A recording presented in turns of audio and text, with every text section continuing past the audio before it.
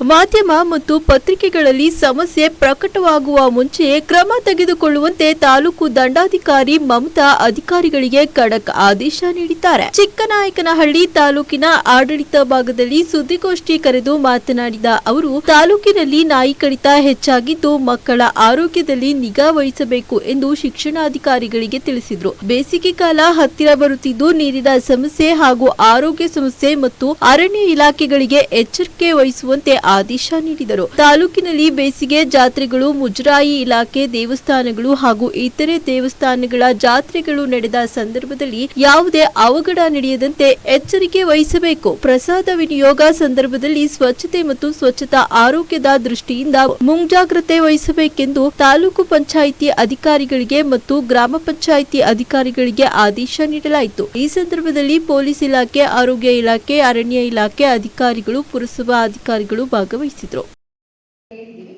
ಸಂಬಂಧಪಟ್ಟ ಇಲಾಖೆಯವರು ಇದು ಮಾಡ್ತಾರೆ. ನಿಮಗೂ ಎಲ್ಲಾದ್ರೂ ಮಾಹಿತಿ ಎಲ್ಲಾದ್ರೂ ಈ ಥರ ಸಮಸ್ಯೆ ಇದೆ, ಕುಡಿಯೋ ನೀರು ಸಮಸ್ಯೆ ಇದೆ ಅಂತ ಹೇಳಿ ಗೊತ್ತಾಗುತ್ತೆ. ಆ ಥರ ಇದ್ದಾಗ ದಯವಿಟ್ಟು ಅದನ್ನು ಗಮನ ತಗೊಂಡು ಬನ್ನಿ ಅಂತ ಹೇಳಿ ಹೇಳ್ತೀವಿ. ಇಲಾಖೆಗಳು ಹೇಳೋದಿದ್ರೆ ಹೇಳ್ಬೋದು. ಹಾಸ್ಟೆಲ್ ಅವರಿಗೂ ಕೂಡ TSW ಮತ್ತು DC ಅವರು ನೀವು ತುಂಬ ಎಚ್ಚರಿಕೆ ವಹಿಸಬೇಕಾಗುತ್ತೆ. ಎಲ್ಲೂ ಕೂಡ ಹಾಸ್ಟೆಲಲ್ಲಿ ಈ ಥರ ಇನ್ಸಿಡೆಂಟ್ಗಳು ಆಗಬಾರ್ದು. ಆದರೆ ನಾವು ನಿಮ್ಮ ಮೇಲೆ ಆಕ್ಷನ್ ತಗೊಳ್ಳೋದು ಆಯ್ತಾ. ವಾರ್ಡನ್ನು ಬಿಟ್ಟು ನಾವು ಮೇಲಧಿಕಾರಿಗಳು ಯಾರಿದ್ದಾರೆ, ತಾಲೂಕು ಮಟ್ಟದ ಅಧಿಕಾರಿಗಳು ಯಾರಿದ್ದಾರೆ ಅವ್ರ ಮೇಲೆ ನಾವು ಆಕ್ಷನ್ ಬರೀಬೇಕಾಗುತ್ತೆ. ಅದಕ್ಕೆ ಅವಕಾಶ ಮಾಡಿಕೊಡ್ಬಾರ್ದು. ಅವಕಾಶ ಆಗಬಾರ್ದು ಅಂತ ಹೇಳಿದ್ರೆ ನೀವಿಬ್ರು ಕೂಡ ಆಕ್ಟಿವ್ ಆಗಿರಬೇಕು. ಯಾವಾಗ ನೀವು ವಿತೌಟ್ ಇನ್ಫಾರ್ಮೇಷನ್ ವಿಸಿಟ್ ಮಾಡ್ತಾ ಇದ್ದೀರಾ ಅಂತ ಗೊತ್ತಾಗುತ್ತೆ. ಅವರು ಸ್ಥಳೀಯವಾಗಿರುವಂತಹ ಅಡಿಗೆಯವರಾಗಿರ್ಬೋದು, ವಾರ್ಡನ್ಗಳಾಗಿರ್ಬೋದು ಆಕ್ಟಿವ್ ಆಗಿರ್ತಾರೆ. ಎಲ್ಲ ಹಾಸ್ಟೆಲ್ಗಳಲ್ಲಿ ವಾರ್ಡನ್ಗಳಿದ್ದಾರೆ ಅಥವಾ ಒಂದೊಂದು ವಾರ್ಡನ್ 3-4 ಹಾಸ್ಟೆಲ್ನ ಮೇಂಟೈನ್ ಮಾಡ್ತಾ ಇದ್ದಾರೆ.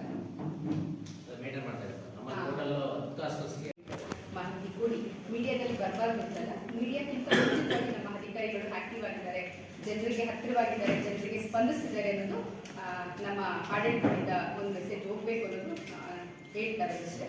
ಸೊ ಅದರಿಂದ ನಾನು ಎಲ್ಲರ ಹತ್ರ ರಿಕ್ವೆಸ್ಟ್ ಮಾಡ್ತಾ ಇದ್ದೀನಿ, ನಮ್ಮ ಇಲಾಖೆಗಳಿಗೆ ಯಾವ ಇಲಾಖೆಗಳಿಂದಲೂ ಕೂಡ ನೆಗ್ಲಿಜೆನ್ಸಿ ಆಗಬಾರ್ದು. ಈಗ ಜಾತ್ರೆಗೂ ಮತ್ತು ಇದ್ರ ಬಗ್ಗೆ ನಾವು ಮಾತಾಡ್ತಾ ಇರೋದ್ರಿಂದ ನಿಮ್ಮಿಂದ ಕೂಡ ನಾವು ಮಾಹಿತಿನ ನಿರೀಕ್ಷೆ ಮಾಡ್ತೀವಿ ಅಂತ ಇಷ್ಟು ಮಾಹಿತಿ ನಾನು ನಿಮ್ಗಳಿಗೆಲ್ಲ ಕೊಡಬೇಕಾಗಿತ್ತು. ಇಮಿಡಿಯೇಟ್ ಆಗಿ ಸಭೆ ಕರೀರಿ ಅನ್ನೋ ಕಾರಣಕ್ಕೆ ಮೇಡಮ್ ರಾತ್ರಿ ಹೇಳಿದ್ರಿಂದ ಇವತ್ತು ಇಮಿಡಿಯೇಟ್ ಆಗಿ ಮಾಹಿತಿ ಕೊಟ್ಟಿದ್ವಿ. ಸೊ ಮತ್ತೆ ಏನಾದರೂ ಆ ಸಭೆ ಕರಿಬೇಕು ಅಂತಂದಾಗ ಮನೆ ಆಮೇಲೆ ಕೆಲವರ ಅಧ್ಯಕ್ಷತೆಯಲ್ಲಿ ಕೂಡ ಮತ್ತೊಂದು ಸಭೆ ಎಲ್ಲ ತಾಲೂಕು ಮಟ್ಟದ ಅಧಿಕಾರಿಗಳ ಜೊತೆಗೆ ಮತ್ತೊಂದು ಸಭೆ ಕರಿತೀವಿ. ಇದು ಹೀಗೆ ಮುಂದುವರಿಯುತ್ತೆ.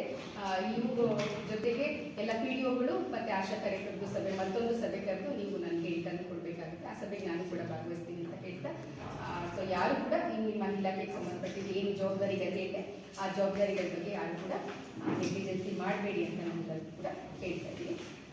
ನಾನು ಮುಖ್ಯವಾಗಿ ಹೇಳೋದು ನಮ್ಮ ಶಿಕ್ಷಣ ಇಲಾಖೆಗೆ ಮತ್ತು ಆರೋಗ್ಯ ಇಲಾಖೆಯವರಿಗೆ, ಜೊತೆಗೆ ರಿಪೇರಿ ಇಲಾಖೆಯವರಿಗೆ, 3 ಇಲಾಖೆಯವರು ಹೆಚ್ಚು ಪಾತ್ರ ಇರುತ್ತೆ ಇದರಲ್ಲಿ. ಸೊ ತಾವುಗಳು ನಾವು ಬೇರೆ ಬೇರೆ ಒತ್ತಡದಿಂದ ಏನಾದರೂ ನಮಗೆ ಮಾಹಿತಿ ಬಂದಿಲ್ಲ ಅಂತಂದಾಗ ದಯವಿಟ್ಟು ತಾವುಗಳು ಇಮಿಡಿಯೇಟ್ ಆಗಿ ಖುದ್ದಾಗಿ ನನಗೆ ವಾಟ್ಸಪ್ ಕೊಟ್ಟು ಕಾಲ್ ಮಾಡಿ ಆ ಮಾಹಿತಿನ ಕೊಡಬೇಕು ಅಂತ ನಾನು ರಿಕ್ವೆಸ್ಟ್ ಮಾಡ್ತೀನಿ. ಸೊ ಅದು ಯಾವ ಮಧ್ಯರಾತ್ರಿ ಆಗಿರ್ಬೋದು ಅಥವಾ ಸಂಜೆ ಆಗಿದೆ, ಆಫೀಸ್ ಅವರ್ ಅಂತ ಹೇಳಿಲ್ಲ, ಯಾವಾಗ ನಿಮಗೆ ಇನ್ಸಿಡೆಂಟ್ ಬಗ್ಗೆ